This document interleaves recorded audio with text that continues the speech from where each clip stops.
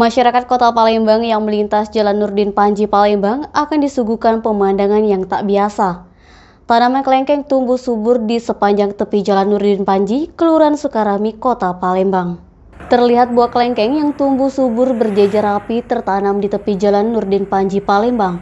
Tak hanya satu atau dua pohon, terdapat puluhan pohon kelengkeng yang sengaja ditanam oleh pemerintah Kota Palembang di tepi jalan tersebut. Rata-rata semuanya tumbuh subur dan berbuah lebat. Buahnya yang tumbuh lebat membuat siapapun yang melintas tergelitik untuk memetiknya. Tanaman kelengkeng itu kini menjadi daya tarik tersendiri bagi pengendara yang melalui jalur tersebut. Pohon kelengkeng tersebut tak hanya berbuah saat ini saja. Tahun lalu juga buahnya sangat lebat sampai menjuntai ke jalan. Banyak masyarakat sekitar yang memetiknya untuk dikonsumsi. Sayang, buah kelengkeng itu saat ini belum dipetik karena terbilang masih muda. Karena itu timbul kekhawatiran. Dikhawatirkan karena buahnya yang lebat ada oknum yang memanfaatkan buah kelengkeng tersebut untuk dijual atau kepentingan pribadi.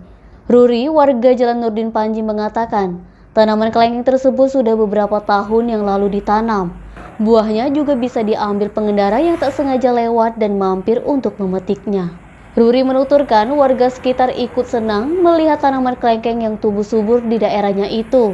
Terlebih, buah kelengkeng yang ditanam merupakan inisiatif pemerintah guna keindahan Kota Palembang.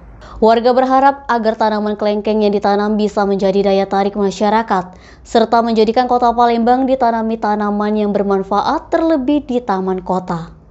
Edi Sumik.co melaporkan.